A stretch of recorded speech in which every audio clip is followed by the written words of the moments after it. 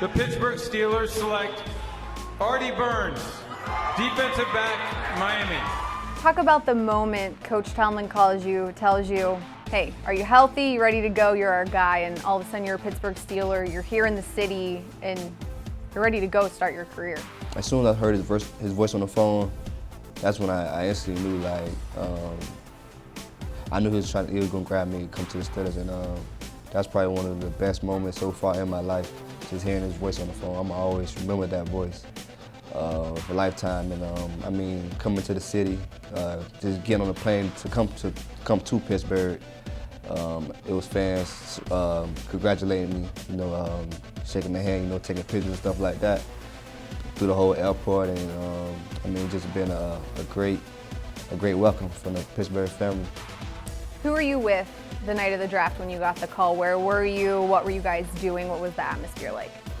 I was at the best hotel on the beach, and with my whole family, like 45 people. And I was getting kind of antsy on if I was going to get picked or not in the first round. And then my phone, it was dead quiet, and then my phone just started ringing. I'm like, please let this be like one of my cousins or something calling me. And then I seen Pittsburgh, Virginia. I'm like, yes. Then when I heard his voice on the phone, I'm like, I was ready to go. Did you know before coming here that the Steelers have not taken a defensive back in the first round since 1997? I got to make a statement.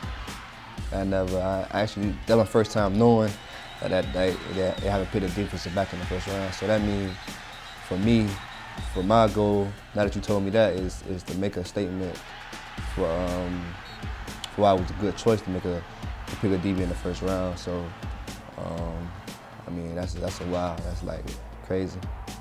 What does it mean to be a Steeler? I know you kind of talked about, you watched them growing up, you knew about Jerome Bettis, but you're here now, you've seen the Lombardi trophies, you knew what they did last year, almost made it to the AFC Championship.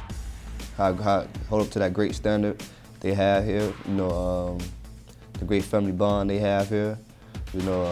That's just something that I love to be around, because coming from the University of Miami, that's something we had, the great tradition and the youth family. So it's like another transition, but to a bigger playing field coming to Pittsburgh. You're going to be 21 on Sunday, and you're responsible for, you have a son and also your two younger brothers. In my opinion, it's for the better. Most guys, they come in with just worrying about themselves, and they don't have too much responsibility on their hands. And for me to have that, I feel like it gives me time to grow faster, and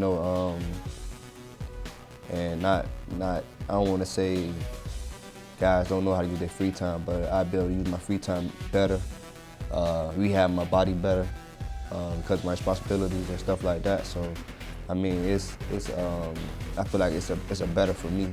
Do you know anybody on the Steelers? I know you played with Anthony Chickalo, our draft pick from last year, but any other connections, especially being from Miami? Eli Rogers. He played with me down in Miami.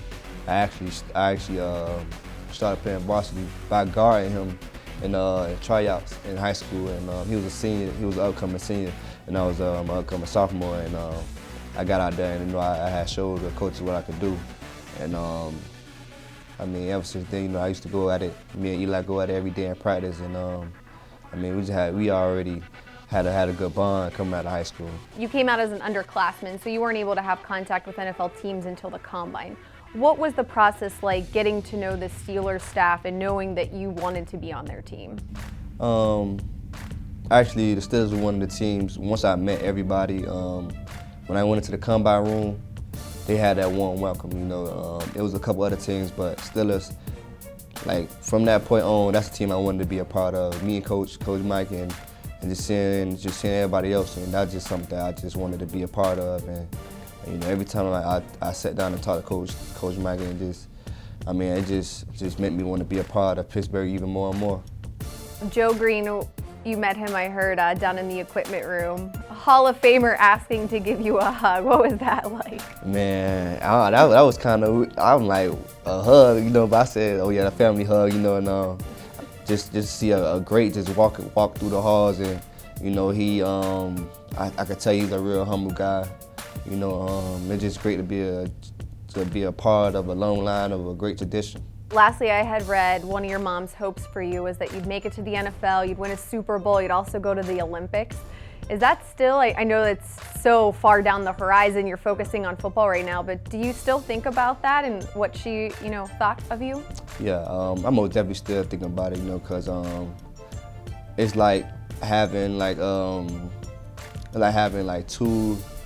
you having two pets, and then you just throw one pet away, just like, I don't want you no more. And that's like what I kind of did with track, but I'm more focused on football right now.